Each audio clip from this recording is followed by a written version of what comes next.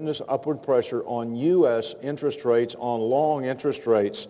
So if you want to make a bet on the direction of long interest rates in the next year or two or three, it's going to be up, up, and away. And of course, that means that the price of long bonds is going to go down, down, down, down, down.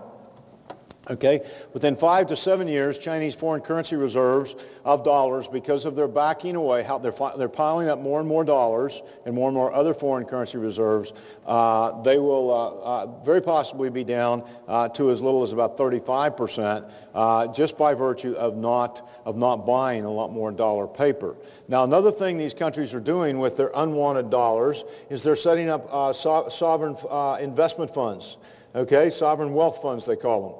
And they're coming in and they're buying chunks of, as David pointed out, they're buying chunks of Citicorp and Merrill Lynch and so forth. And Singapore is doing it, Abu Dhabi. There's a number of these sovereign wealth funds, and they're going to come in, and that's a way of getting rid of dollars. They're going to come in and they're going to start buying up chunks, big equity in U.S. corporations, and that's one way to get rid of their dollars. The other way is just to stop buying new dollars. Okay? They can't just go out and dump all their dollars overnight, or the dollar will plunge and everything they haven't gotten rid of is going to go down. So they have to do it a little bit slower than that.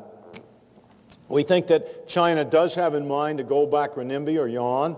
The U.S. currency, now this is really interesting.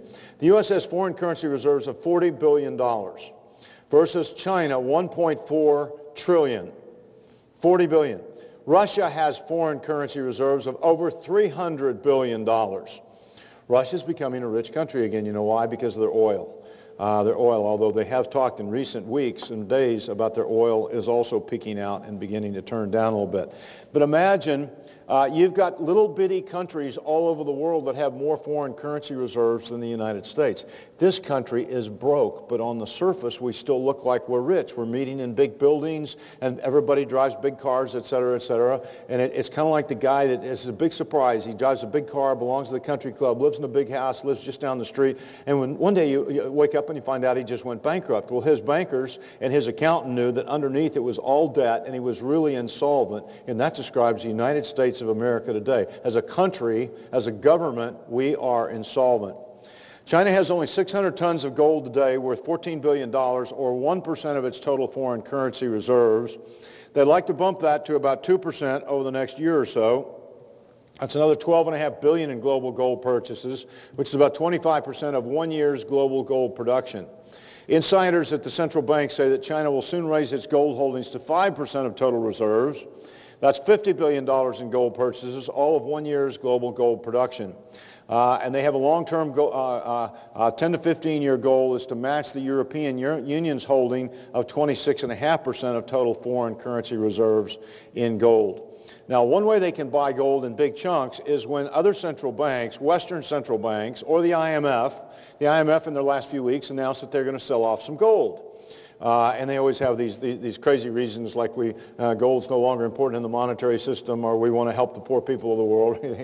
None of that matters. They are trying to suppress the price of gold. When that happened in the 70s, just as today, whenever a central bank or the IMF sells off gold, or even the U.S. Treasury, guess what? It just gets bought up very quickly by the central banks out in Europe. Gold is truly moving from weak hands to strong hands.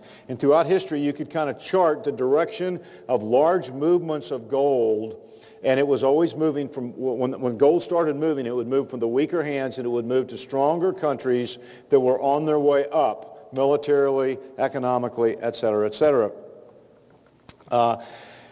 The acquisitions they're talking about will add up to about $250 billion or more in gold acquisitions over the next 5 years or so, and there's not enough gold going around in the world to do that, so their purchases alone are going to put upward pressure on the price of gold, and China alone could kick gold up to $1,500 to $2,000, only that's not the only thing by any means that's positively impacting the price of gold. Okay, one must consider the Chinese, Asian, Middle East demand, and that ultimately it's going to trigger a gold buying frenzy. Now, you're certainly not seeing that in the United States now, and you haven't seen that gold buying frenzy yet, but I will tell you that it's coming over the next few years. Today we have giants like China, Russia, India, and the Middle East competing for limited and dwindling global supplies of gold. But today most Americans and Europeans are not only not buying gold, their governments and their financial establishments have discouraged them from buying gold and kept them out of this bull market. Okay? And it is a conspiracy. It is truly a conspiracy of silence, manipulation of information, and so forth. And you talk to the average person and say, well, how have you done in stocks? Well, I don't know. I guess I've done okay. Well, do you have any idea what's happening in gold and silver? No, I think somebody told me it was going up or something like that. They're absolutely clueless. The public has been kept in the dark, and so they're not in these markets now. They will come into the markets later. Over the past decade or so, while European central banks were selling, Asian central banks were buying. As I pointed out, gold is moving from weak hands to strong hands. Hong Kong is opening the first major gold depository in Asia as an alternative to Asia storing gold in Europe or America. China now trades gold on 3 commodities exchanges. India, the other emerging Asian giant, is increasing the gold component of their foreign reserves. I was in India, as I said several weeks ago. I went in several jewelry stores. It's amazing. There is almost a buying frenzy for gold, and they buy gold in India in the form of gold jewelry. They're the biggest consumers of gold in the world. Their consumption of gold, as far as the man on the street, is bigger than any other country in the world. And folks were buying that gold like it was going out of style. I was just looking at it and said, amazing, absolutely amazing. Gold has begun to rise in terms of Asian and European currencies. I mentioned that earlier, thereby stimulating growing public demand for gold in those regions. Gold is strong in euros. It's in a bull market in euros. It's in a bull market in Swiss francs. It's in a bull market in almost every currency in the world, including U.S. dollars.